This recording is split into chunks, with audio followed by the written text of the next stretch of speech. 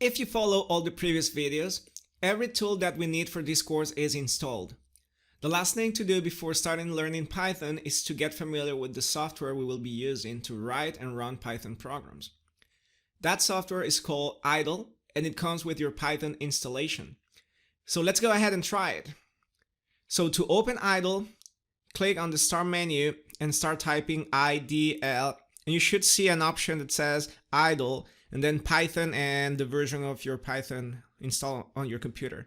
Click on that and it will open the Python shell, which is this white window over here.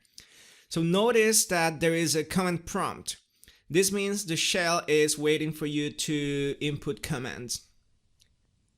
So let's go ahead and try some math.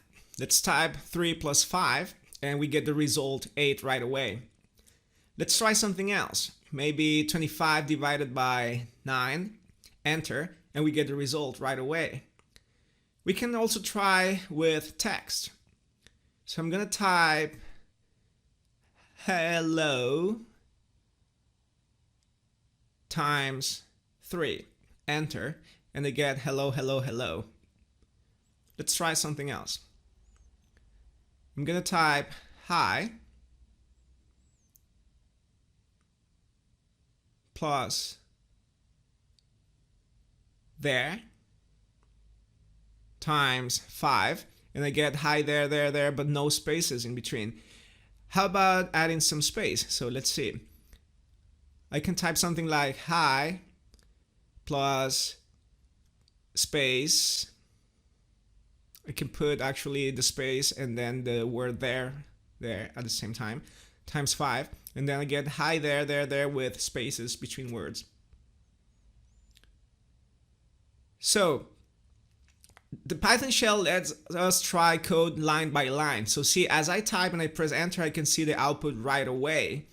This is great because I can test lines of code easily as long as I don't intend to reuse them. Also notice how there is color, like you see some green and black and blue. So this is great because different types of Python code will have different colors. But don't worry too much about the colors for now. We will learn more about them as we go. So for now, all you need to know is that the Python shell lets you try lines of code one at a time. And this is good to see the result right away and just experiment with your code. So now let's talk about the editor. The editor will let you type a lot of code, a full program, and then run it. So it differs from the shell in that it will not output your result line by line, but instead it will wait for you to type the whole program and then you will ask it to run it. So to open the editor, you go to File, then click on New File, and this will open this window that looks just like a notepad. And here you will type your entire program. So let's try it with math and strings. So I type print 5 plus 5 or print 25 divided by 9. I can also add some text or strings. So hi plus space there times 5. So this is my program. And see how as I was typing and pressing enter, the output didn't come up right away. It instead is waiting for me to type the whole thing and run it. So how to run it? First, you need to save it. So press Ctrl S to save. Find a location to save it and give it a name. So I'm going to call it test idle and click save. And then to run it, you go to run on the menu and then click run module, or you can also just press F5 and this will automatically run the program for you. So after you run it, it will open the Python shell and show you the output there.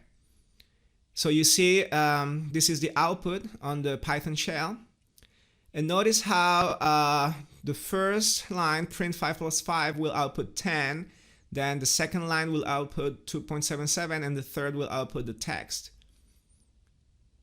Now, notice this print command right here. Why do I need to use that? So The Python shell, as you type and press enter, will immediately output anything that your command is trying to show you or output. But when you use the editor, it will not automatically output anything for you. You need to explicitly say print. Good. So now we have the shell and we have the editor. When do we use one or the other? So the rule of thumb is, if you're gonna use simple lines of code that you want to test and you don't really intend to reuse them over and over, then use the Python shell to test those lines of codes. It's quick and easy.